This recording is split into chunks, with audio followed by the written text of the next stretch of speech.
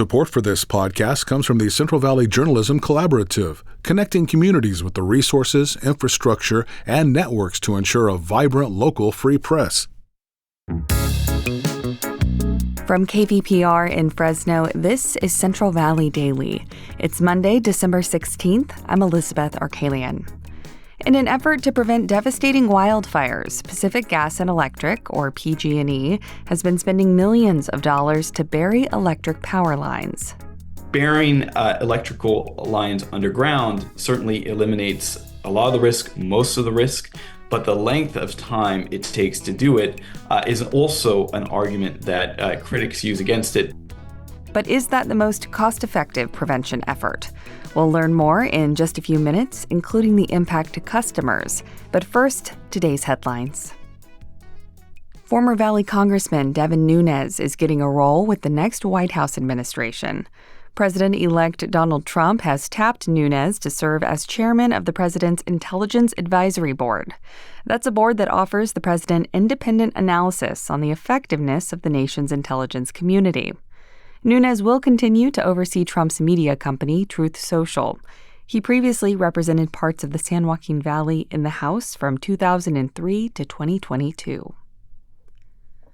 California Resources Corporation and Era Energy joined forces to become the state's largest oil company. But a new investigation from KVPR and Inside Climate News finds that the merger could leave taxpayers on the hook for millions.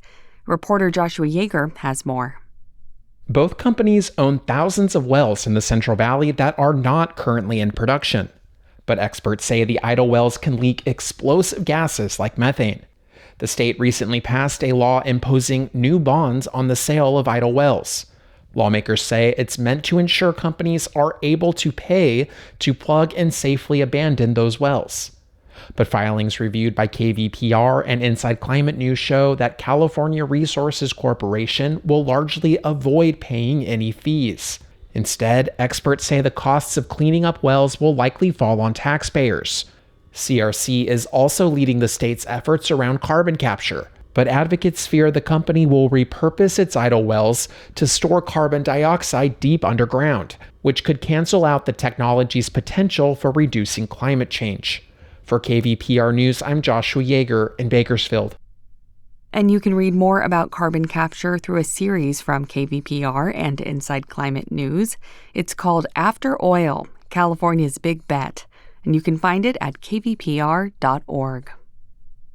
About 2/3 of Californians believe that children today will be worse off economically than their parents. That's according to a new report from the Nonpartisan Public Policy Institute of California. Dean Bonner with PPIC says the results were fairly consistent with similar surveys in recent years. The majority of Californians across parties, regions, and demographic groups think that bad times are ahead. Republicans were slightly more pessimistic than Democrats. The report also showed that nearly a third of Californians say they've had to cut back on food over the last year to save money. More than half also said they don't believe the American dream holds true, with 15% saying it never did. A $25,000 reward is being offered for information about the escaped inmate from Delano. Cesar Hernandez broke away from custody during a trip to the Delano courthouse earlier this month. Hernandez was serving a life sentence at Kern Valley State Prison for murder. Hernandez's escape left the city of Delano on edge. Schools were closed and events were postponed. But state corrections authorities believe he may have already left the city. There is officially a recreation space along the San Joaquin River. A new conservation area called Ball Ranch opened last week. It's located near Sumner Peck Ranch in Friant, along Old Friant Road. The conservation area is free to the public and opens daily at 6 a.m. Officials are celebrating the opening as a milestone in expanding open space in the valley for the public.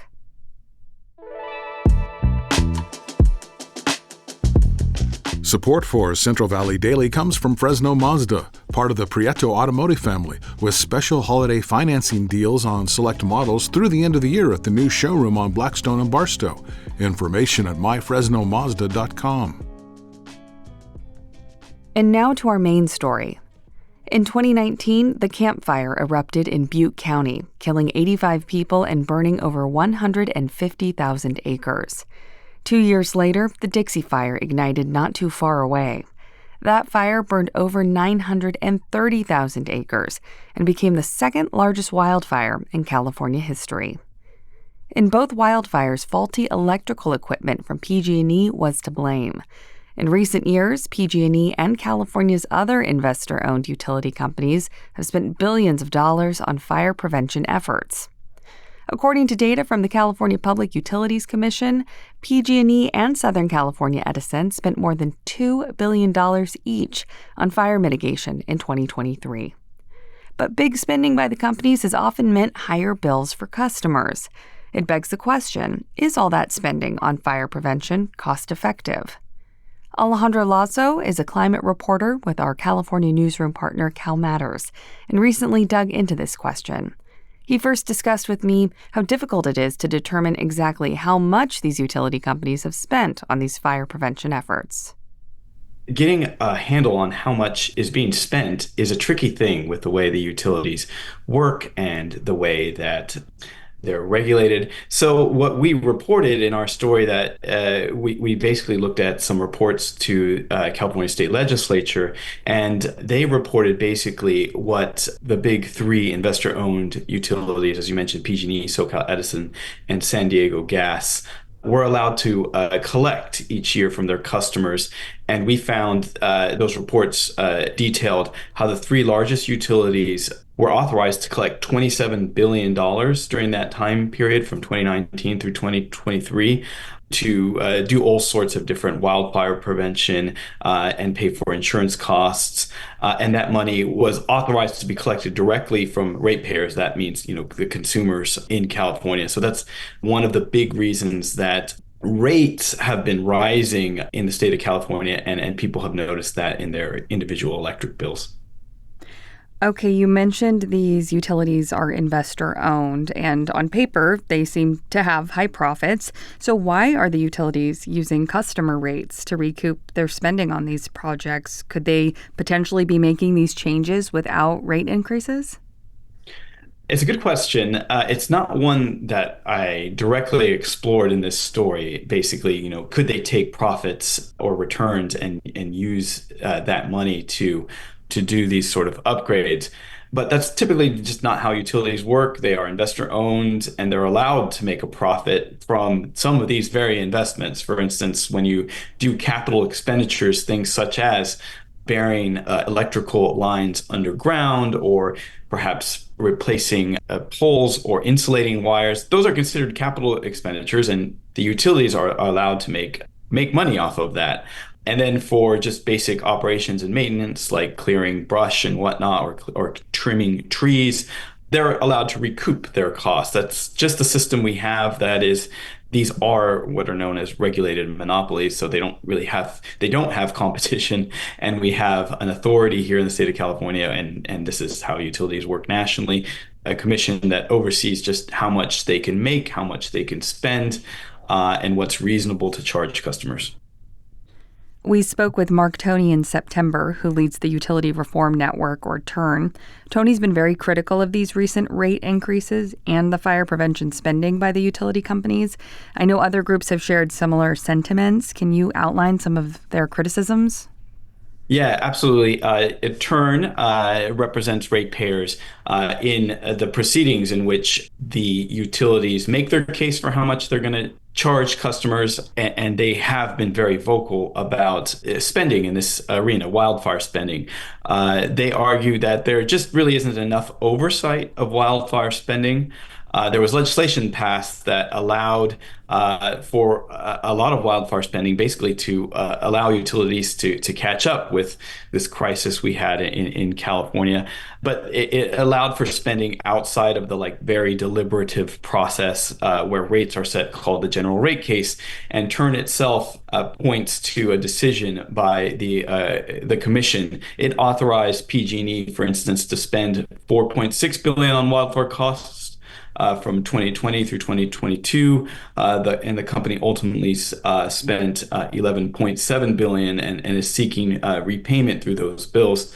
So the Turn points that out in their back and forth with the commission. It's also been a position of Turn as well as the state's public advocate that less undergrounding should be undertaken by some of the utilities, in particular PG&E. They argue that it takes longer than, say, other methods like insulating or other more technological fixes, and that it is more expensive. Burying electrical lines underground certainly eliminates a lot of the risk, most of the risk, but the length of time it takes to do it is also an argument that critics use against it. Basically, well, you have all of this work that needs to be done to make the state safer, and while in the time period when other methods could be deployed, certain areas are at high risk. So it's the length and the expense that critics kind of point out to the underlying undergrounding strategy. Yeah, I wanted to touch on that because you report that the plan is to bury 10,000 miles of power lines underground. That's PG&E's plan, and that could cost them anywhere between $30 and $50 billion, with presumably at least some of those costs being passed on to customers. I know you spoke to the company's chief operating officer for your story. What was his attitude about spending, and did he discuss the goal of burying those power lines? Yeah, absolutely. So, I mean, that 10,000 mile goal is very much a PG&E corporate goal, and it remains their corporate goal. And they plan to do that in stages. PG&E's initial plan was to bury 2,000 miles through 2026. They scaled that back to about 1,200 or so miles. But yes, I did speak to Sumit Singh, PG&E's chief operating officer. He said the company is committed to stabilizing rates, but he very quickly said that the company is very concerned about safety, and they don't want to do this without. They want to make sure safety is a fundamental part of their strategy going forward. He said that's non-negotiable. Again, this is a big part of their corporate strategy. Burying lines in high-risk area does improve reliability amid the wildfire risks and other extreme weather. He pointed that out. And his basic point was that while it's more costly upfront, it does eliminate the yearly expense of trimming trees and vegetation, and that makes it a better long-run value for customers. He called it a no-brainer. So that was very much their position. Obviously, there are other people who disagree. That was my conversation with Alejandro Lasso. He's a climate reporter with Cal Matters. And that does it for today. If you have feedback or a story idea, we would love to hear from you. You can email podcast@kvpr.org. Today's episode was produced by Jonathan Linden and KVPR with support from the Central Valley Journalism Collaborative. I'm Elizabeth Arkalian. Find the latest local news anytime at kvpr.org.